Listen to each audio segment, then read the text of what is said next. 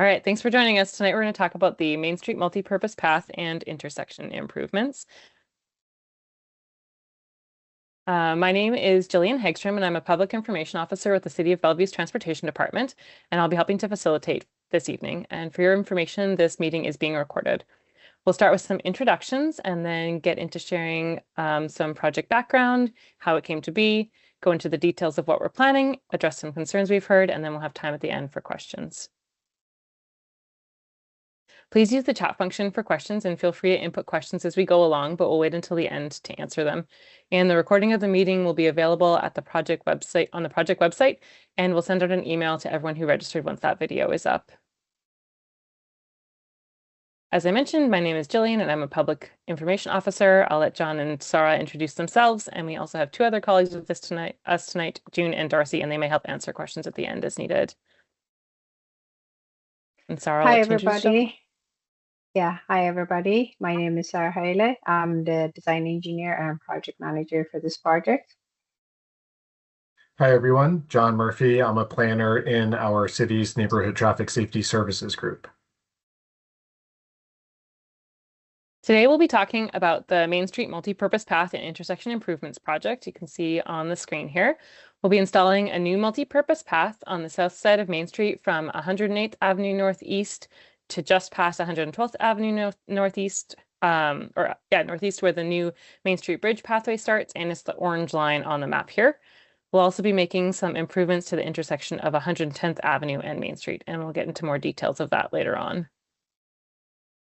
One of the main goals with this project is to make the area safer for people walking and rolling, and we're also looking to improve the connectivity and access for everyone using the road and transportation network. Next, John will share a little bit more about how this project came to be. Thanks, Jillian.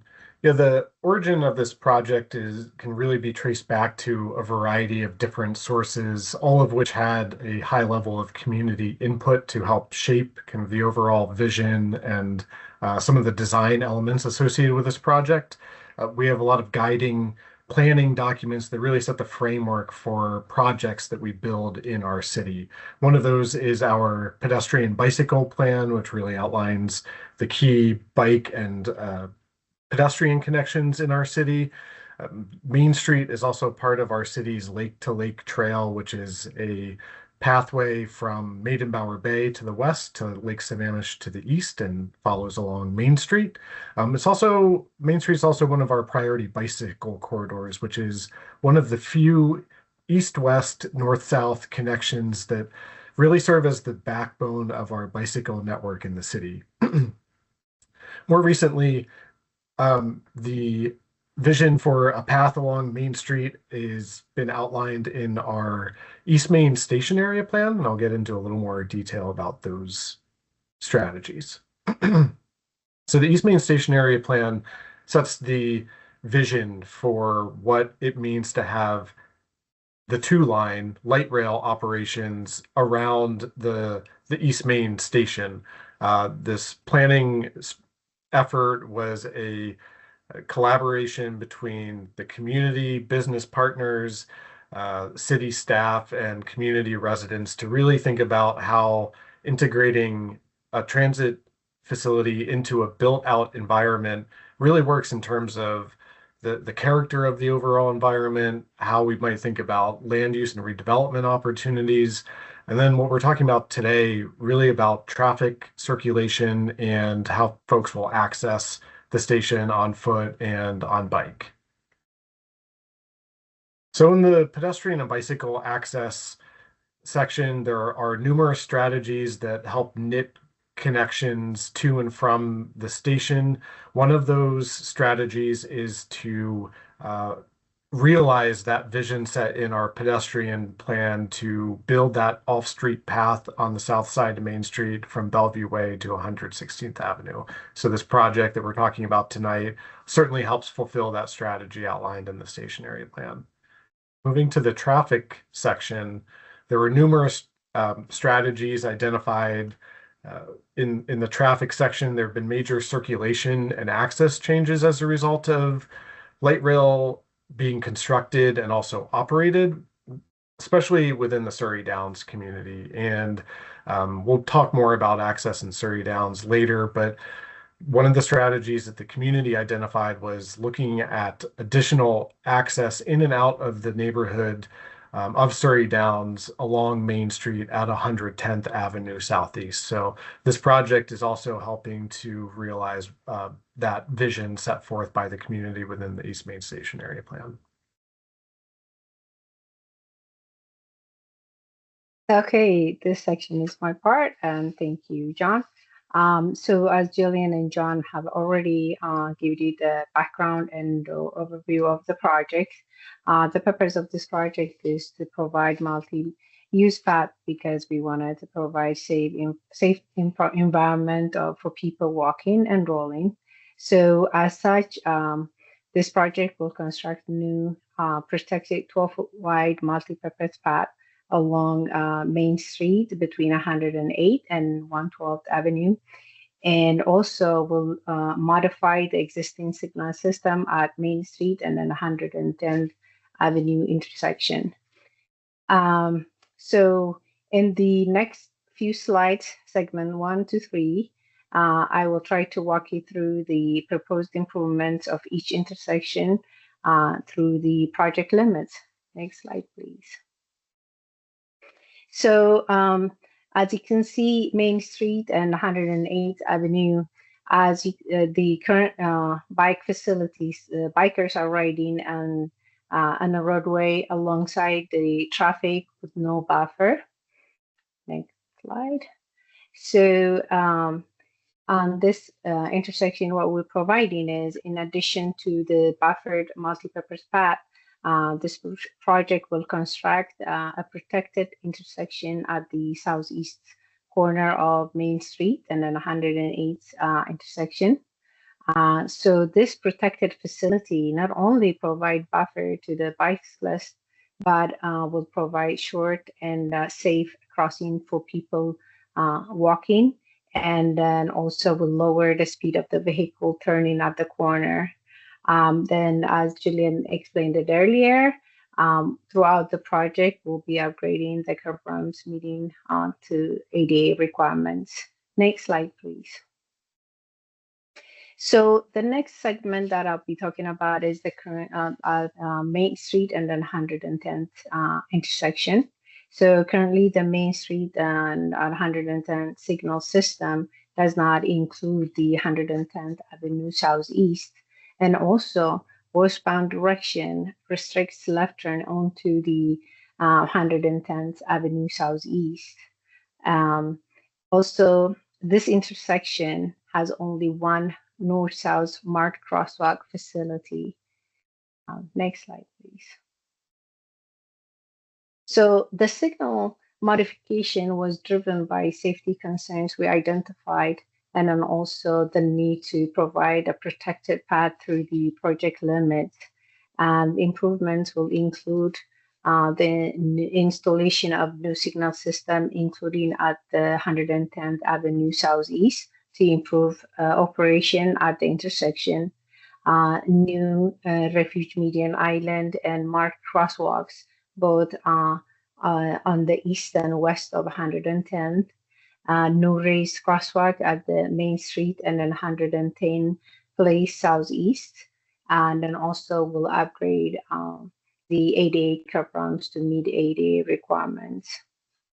Next slide, please. So the segments that shows on segment 3 is the existing sidewalk along Main Street between 110th Place Southeast and 112th Avenue Southeast intersections, and just east of 112 of the 112th Avenue Southeast intersection are only 8-foot sidewalk currently, and this project will construct and widen the existing 8-foot sidewalk both east and west of the 112 intersection to a 12-foot wide multi-purpose use path, and then connect it to the newly constructed Main Street Bridge. Also, between 110th Place Southeast and 112th Avenue on the south side, the groundwork for a future bus stop facility will be implemented with this project. Next slide, please. So lastly, I will talk about the project funding and schedule. So this project is funded by a federal grant, the Transportation Capital Improvement Program, and the Neighborhood Safety and the Connectivity Congestion Levy. Design work is to be completed in the next few months, and construction to start spring of 2025. But a mailer will be sent out prior to construction start with more specific dates and information. The project is expected to be done by the end of 2025.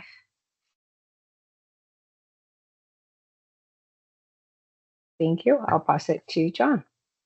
Thanks, Sarah. Yeah, I want to talk a little bit about some neighborhood traffic concerns, specifically rooted in the Surrey Downs neighborhood that we've heard about previously, and we anticipate we might hear some questions about what it means to open up additional access in and out of this neighborhood. So the city has a long-standing history of working with the Surrey Downs community, but more recently we have heard before this project even goes to construction, some concerns about traffic that is using Surrey Downs streets to cut through to bypass a busy arterial or nearby congested streets on 108th and Main Street. Most specifically, we've heard about folks using Southeast 2nd Street and then 109th and then popping up to 110th Avenue Southeast to get back to Main Street to avoid the 108th and Main Street intersection. So I want to talk a little more about how we're understanding existing traffic patterns and what we're going to do about it. So I mentioned we've done a lot of past work in the neighborhood. Surrey Downs have been great partners in helping us establish our first residential parking zone to prevent spillover parking, working to lower the speed limit to 20 miles per hour, working on entry treatments, supporting them with our education and encouragement opportunities such as our yard sign program and radar dollies, and helping fill in sidewalk gaps. We have a long-standing history of working with the community. As part of that collaboration, especially with the advent of light rail construction that very much changed vehicular access patterns and patterns for people walking and biking as a result of the closures at Southeast 1st Place and Southeast 4th Street when light rail construction started, and now with light rail open, those access points remain closed except for emergency response vehicles. So knowing that this was going to be a big change, we've been monitoring traffic volumes over the years to see how and where shifts in traffic patterns may be occurring. As a result of the closures on 1st and 4th, we have seen increases in traffic volumes at the Main and 110th intersection, and also at the Southeast 2nd and 108th intersection. That's shown in this table here. But overall, since we've been monitoring for the past decade or so, there really hasn't been much of an increase. In fact, since 2015, there's actually been a slight decrease in total traffic coming and going in the neighborhood as a whole. But we still are hearing about a concern about cut-through traffic. And I mentioned that cut-through traffic is kind of people getting off of an arterial to use neighborhood streets to try to save some time. So in the transportation department, we define it officially as folks that are driving that don't have an origin or a destination in the area, and motorists that are stopping somewhere in the neighborhood, even briefly, dropping off a picnic to their neighbor or picking up groceries for a friend. They're not considered cut-through traffic. It's really the people that, you know, they zip in at one entry point, they have no business in the neighborhood, and pop out at another exit point. And we actually measure this quantifiably with traffic volume data, and we have certain conditions that need to be met for it officially to be considered cut-through traffic, and that definition is described here, and the table kind of illustrates some of the thresholds that we need to see before it rises to the level of it being a cut-through traffic concern. So we're looking at kind of the number of folks that are using neighborhood streets to cut through, the percent of those people as it relates to the total volume going through the neighborhood, and then the total volume for that day. So we look at kind of three measures to determine whether cut-through traffic is occurring. So to do this, we conduct a study. We usually measure these the traffic patterns for these cut-through studies during the heaviest traffic day, which in the Surrey Downs neighborhood is Thursday. We were able to know that from the past studies. So we knew that during the school bell times at Bellevue High in the morning and in the afternoon are the areas of most concern, kind of 7 to 9 and 3 to 5 p.m. But then because the PM period in the evening that goes beyond just school dismissal times, we wanted to extend the study parameters out to include 4 hours in the evening. So what we did is measure every vehicle coming and going at each of the entrances in and out of Surrey Downs to understand if there is actually cut-through traffic occurring as measured and quantified by that 30-30-300 rule. So what we found was that there is cut-through traffic occurring currently, primarily from location 2, which is at Southeast 2nd Street, to location 1, which is the Main Street and 110th intersection. And when we tick through the criteria, we can see that during the peak 2-hour period, we did find that 30% of one direction was cut through, both in the morning and in the evening. And then we saw that minimum number threshold met in the morning and the evening, and we have over 300 vehicles a day. So according to our definition, there is currently cut-through traffic occurring in the morning and in the evening from Southeast 2nd to 110th. No other location experienced that cut-through traffic. So we have a longstanding history of working with communities to address cut-through traffic. Nearby in the Bellcrest neighborhood, we worked on a project to deter commuter cut-through traffic from using 108th to bypass congested arterials such as Bellevue Way and 112th.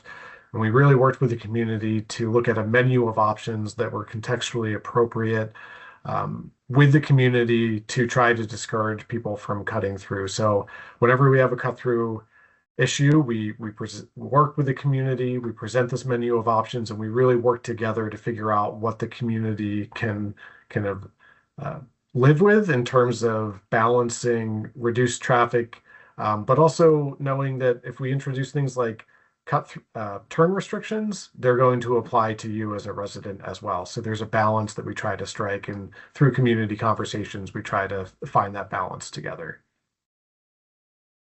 So for this particular project, with the major access changes occurring once again in the neighborhood as a result of this project, more access in and out of Surrey Downs at 110th, we don't quite know how traffic patterns may shift. So what we intend to do is conduct a follow-on study to see if the existing cut-through traffic that is occurring today will continue with the advent of that new signal that Sarah discussed as part of this wider project.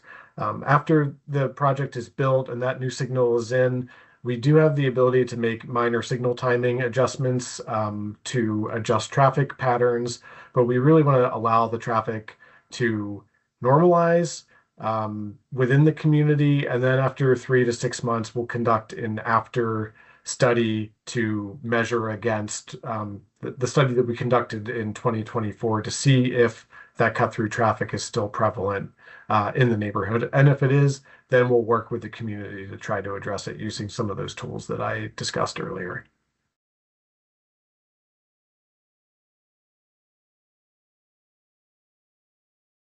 Forgot to unmute myself. There we go. So we don't have any questions. As we mentioned, the recording is available on the project website, as well as more information on the project. And like John mentioned, we'll have updates there as well. So that's on the screen there. It's BellevueWA.gov/main-street-path. And if you have any questions that come up, please feel free to email any of us. But Sarah is the project manager. Her email is listed there, as well as on the project website. And that is all we have for tonight. Thank you very much.